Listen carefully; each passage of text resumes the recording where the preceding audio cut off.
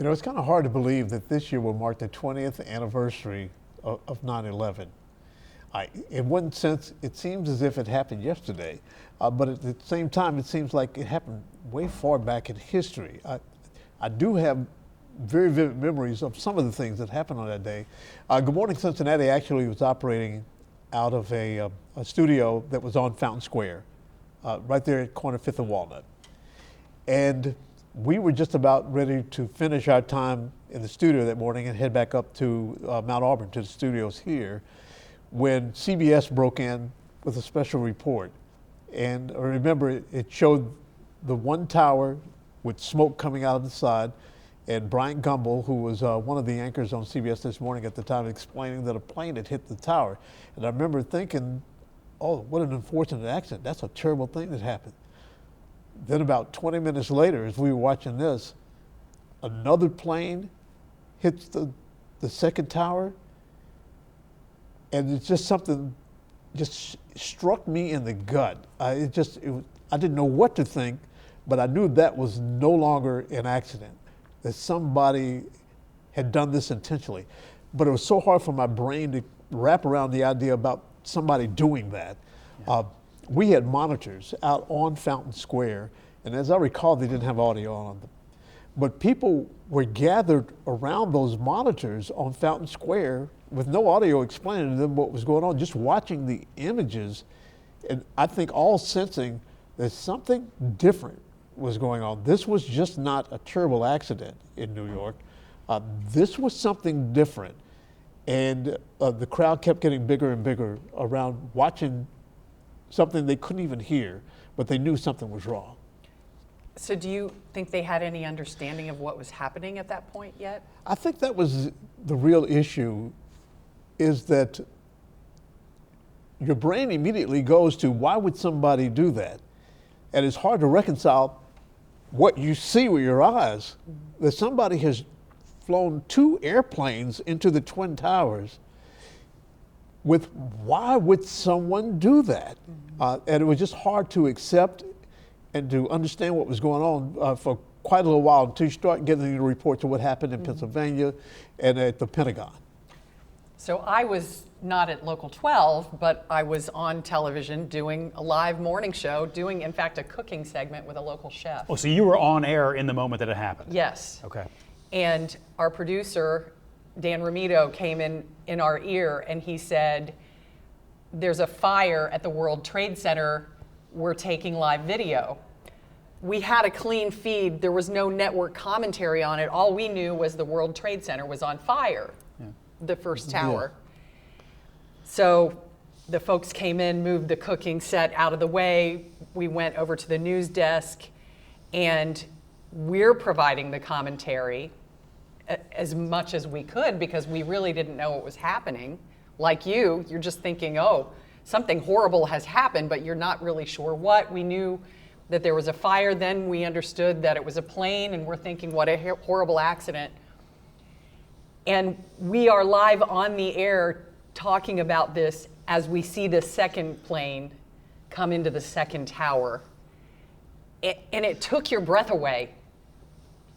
You're trying to tell people what's happening. You're trying to talk to viewers about what's happening, and you don't know what has happened. But I do remember thinking at that moment, and not saying it, this is a terrorist attack. Don't know who, why. How? Yeah. How has someone flown 2 planes into the World Trade Center? And we stayed on the air until eventually we did have network coverage. But we also had to stay and anchor, because we were cutting in with live reports from our report. We sent a reporter out to Cincinnati, Northern Kentucky International Airport, because all the airports shut down. Yes. And there was a horrible moment that went through my head. My brother used to travel all the time for work, and he lived in Boston, and one of the planes came from Logan. Wow. I frantically called my mother. Where's John? She didn't even know what was going on. She didn't have her television on. What are you talking about? And so I tell her, and I couldn't call him because I didn't have everything on my cell phone 20 years ago. We didn't have all of our contacts in our phone. I'm screaming, call him, find out where he is, call me back. Then I go back on the air. And the other thing that I remember vividly is just the feeling of helplessness as you watch the towers fall. And, you know, we have to tell people tragic things all the time, and we have to keep it together because we want to be that person who's accompanying our audience, and we can't lose it. I wanted to cry. I just wanted to cry when I saw that tower go down. And that's something that we struggle with every day. Every day there's a story that it'll catch you, you know, Right. in your throat. And when something like that, I can't imagine, because I wasn't in the same experience. I was in a much different place in my life, as you guys had either just finished your broadcast or were literally on TV in the moment. I was at home. I had just gotten my oldest on the bus for school. And I walked back into my house. I had a soon-to-be 1-year-old at home. That 1-year-old is now at West Point. Right. You know, I think about that a lot. And I just remember coming in and, you know, no HD TV, just the old, you know, TV Right. sitting up in the stand. And I'm looking at, I didn't even know what building I was looking at first. I'm just kind of looking at this building. There's smoke coming out of it. Mm-hmm. You know, the volume's not up. I'm half listening, that kind of thing. And then all of a sudden, second plane. And all of a sudden, now I'm really paying attention what is going on. And I don't know if you guys felt this way, but when the second plane came in, it looked so small.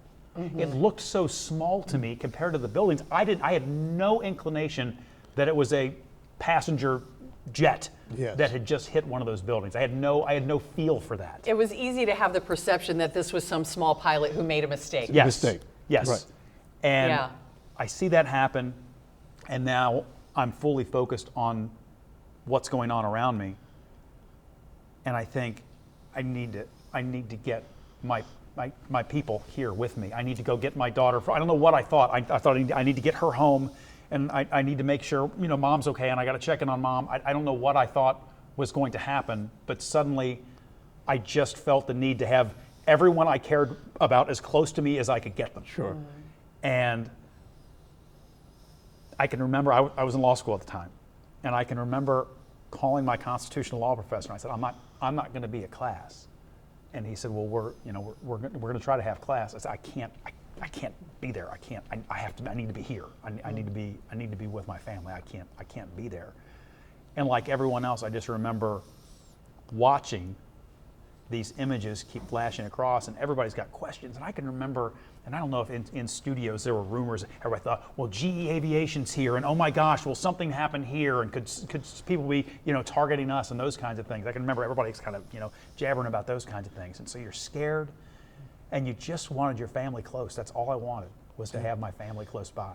Well, I just, and the emotional part too, when I finally went home from work that day, my daughter was at school, and I got out of the car, and my husband Rick, he was coming out the door, like he was watching for me. When I saw him, I lost it. I broke down, and I think since that moment, you know, nothing's been the same for any of us. Nothing's been the same as far as a feeling of security. But, you know, That we could be a target like that. It took an innocence away from me personally. I looked at now, the World Trade Center had been targeted by bombs before, but nothing of this magnitude. And also what I think kind of distinguished it outside of just the really significant loss of life in what happened on that day is that there's this sensibility of people who don't live in New York, who don't live along the Atlantic seaboard. There's that place, New York. There's that place, New York. It felt so local. Mm-hmm. It felt like somebody had marched into my backyard and it hurt people who I knew, who I loved, who I cared about. There was a coalescence of people of all disparate positions politically, religiously, and just all sorts of people, to where you hurt somebody who is important to me. It just felt like it was something that happened right in the middle of our city. And we actually felt the impact of that a little bit later because we were in a taller building, and they would evacuate it on occasion. For whatever reasons, they'd sound out the alarm, we'd have to leave the studio and that sort of thing. But it just felt as if it was something that happened here. It was it didn't matter which neighborhood, you know, Cincinnati is a city of neighborhoods. And it didn't matter which neighborhood you went to, there was a sort of a coalescence around this, where people thought the same thing about that this was a horrible thing that happened to us. Not to them, it happened to us. To all of us, yeah. To all of us. And to that point of losing a certain sort of innocence, I think that it was sort of a detour toward another way of looking at our place in the world and how people viewed us and how you view your own security and safety. And I hope I'm quoting the right person, and he was quoting somebody else, but I remember, I think it was Dan Rather who was being interviewed about it, and he talked about, you know, we're the shining city on the hill. Right. That's not supposed to, you know, that's not supposed to happen here. Right. That's not supposed to happen here. And I think about how it will affect, and has affected, all of my kids in a different way by their ages. You know, I talked about my daughter who just got on the school bus. For her, that is literally a cornerstone event of her childhood. And I wonder, how did that affect her? And, you know, how will that affect her throughout her entire life? My son was one. He, you know, no inclination of what was happening at the time. Then I have two younger kids, you know, born in 2004 and then 2007. Well, for them, it's something in the history books already. Sure. And so everybody, it touched everyone in my family, but in different developmental ways in their lives. Right. I see that happening with this too. For example, I was born 6 years after World War II ended. And the experience for my mom and dad and the way they viewed the world and that war was different than I did. We have some people who actually work in our building now who were born after that happened. And they won't see it the same way we do, even though I think they understand why it affected us as much as it did. It's an interesting dynamic as it goes farther and farther away from us in terms of time. But our children, your military son, my daughter in her 20s, my son who's 14, they're still dealing with the aftermath. Oh, yes. What's happening in Afghanistan right now, it's deeply affecting my son. He sees it. He's, you know, Sure. It's upsetting. Yeah. So, I mean, there's 20 years later, they're dealing with the after effects of that day. Yeah, unfortunately. my kids are in their 30s, and they have memories of what that day was like, and they've grown up in a world totally different than the ones that you and I grew up in. Where And that wasn't possible. it When was- we were growing up, something like that wasn't Couldn't possible. happen. It was happen. it was inconceivable that Right. somebody would do that. So Yeah. Well, let's hope that we never ever have to be on the air to talk about anything like that, ever. ever Ever. again. Agreed. Yeah. Mhm.